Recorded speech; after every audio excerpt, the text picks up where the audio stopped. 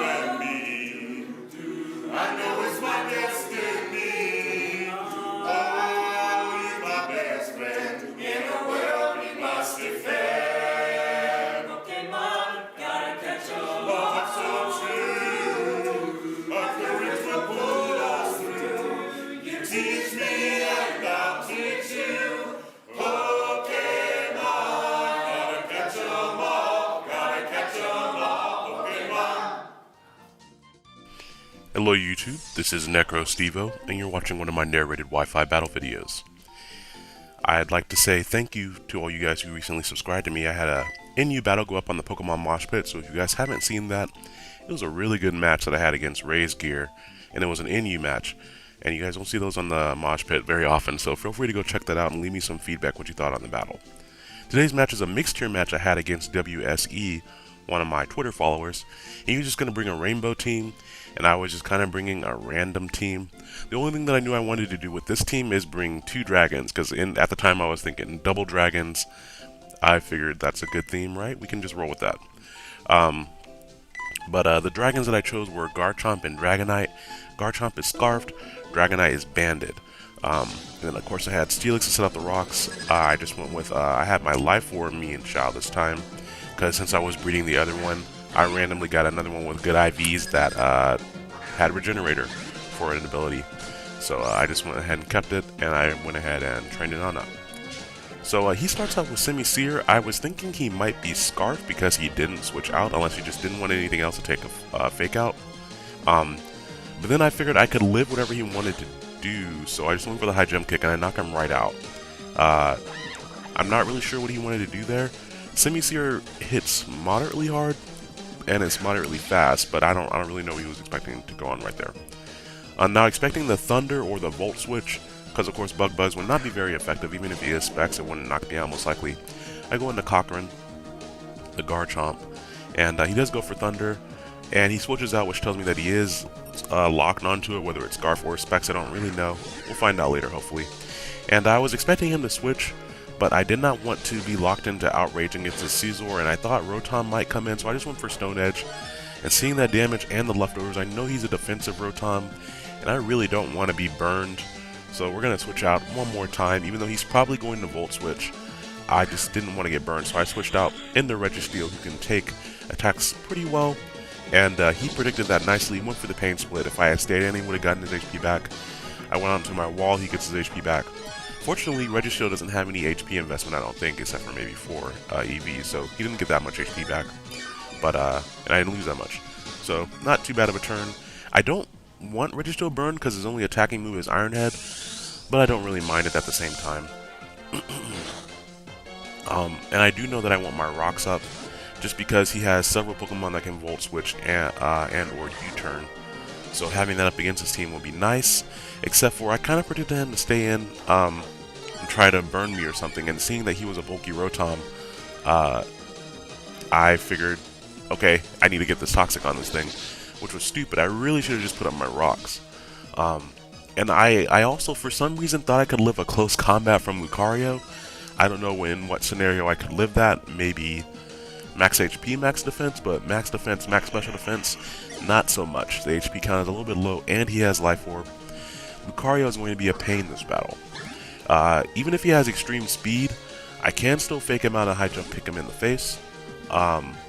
So I just kind of wanted to scare him out, didn't want him kicking around too much, and I did just go straight for the high jump kick, expecting a switch. And that turns out to work out okay, because he brings in Espeon, and while Espeon would have outsped me to attack me after the fake out, it cannot live one high jump kick to the face. So that worked out very nicely. And he brings back in his Galvantula, and the way he brings it in, now I'm thinking that he might actually be Scarfed. I don't know. I really don't know. But at that time I was like, maybe he's Scarfed, I don't really know. I know he's locked. But seeing the damage from the Bug Buzz here, and the fact that it 2-hit KOs my Widowmaker, and I swear my Buffalon always gets 2-hit KO'd, I never bring it in at the right time. Maybe I just need to put leftovers on it. But I don't know, I kind of limit myself to item closet. I don't like putting leftovers on more than one thing. So he kind of gets 2-hit KO, which is okay, because now I can bring this Ear Guys in, my Dragon Knight, who still has his multi-scale, and I figured he'd switch, but last time I over-predicted on that, so I just wanted to go straight for the Fire Punch. That way if he stayed in, I could handle it with a Fire Punch, and I really didn't want to be locked in with my multi-scale against Scizor. And of course I didn't want to go for Earthquake because he could just bring in Rotom.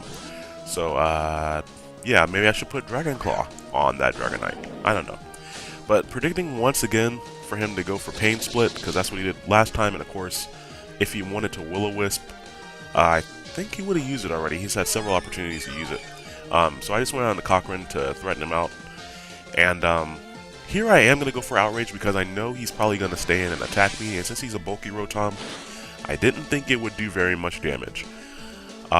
I am surprised by how much damage this Hydro Pump does. Of course it doesn't KO me, but wow, that did a lot of damage. Like, crap. Was not expecting that. And of course now if you wanted to, you could switch out, but I don't think he really wanted anything to take another Outrage, and he might have just been hoping for a third, I guess it'd be a tertiary Outrage to bring Scizor in on if I did not get confused. But fortunately I get confused, so I'm not locked in on Outrage. He's going to go back on into his Lucario, which will not outspeed me normally, but he does have the extreme speed, and I was hoping that Starmie could maybe live to extreme speed. That's probably asking for a bit much for something as frail as Starmie, but maybe a bulky one could do it. But even this Starmie only barely doesn't live to extreme speeds, and I really don't. I kind of need the other Pokemon that I have on my team to take care of his threats, and as long as my Dragonite has multi-scale, I can bring that in after he knocks out Starmie, and even with an extreme speed or Ice Punch, even if he has it with multi-scale, he's not going to be able to KO me, and I can kill him with a Fire Punch. So he does go for Ice Punch like I predicted him to. Even with Life Orb, multi-scale would leave me with around a third of my HP, but it past that point, it kept going down, and I was like, no, a crit, crap. Now I don't have anything for this stupid Lucario. So Camerich is about to walk all sorts of game all up and down my team. Now, what I can do is go in here, fake him out, then switch out into something else to take the extreme speed. That was my plan, at least. I figured that he actually might switch expecting this fake out again, and High Jump Kick would do the most damage to anything else that he brought in, but there's where not putting up my freaking Stealth Rocks bites me in the butt. I barely don't kill the Galvantula. He's able to hit his 97% accurate Thunder, or whatever it is, after Compound Eyes. And I could have switched out into Cochrane, but I was really worried that he would predict that and just go for the Bug Buzz, and I really needed Cochrane to handle his other Pokemon, which I guess at this point doesn't make a lot of sense because he could just hit me with an extreme speed. I don't know, or just Scizor could come in and Bullet Punch me. So I guess it really didn't matter, and the better play would have been to go straight into Cochrane, and then maybe me and Shao would have been able to live a Bullet Punch. But then even then, I would have had to contend with the extreme speed after the Bullet Punch. So that was a really good match. I made a few misplays, but I really enjoyed that match, and that was actually my opponent's first real competitive match, I think, and he did rather well. So if you guys enjoyed it, be sure to let me know in the comments below, and I hope you guys enjoyed this battle. Make sure you go check out my Mosh Pit upload, and I will see you guys later. Bye now.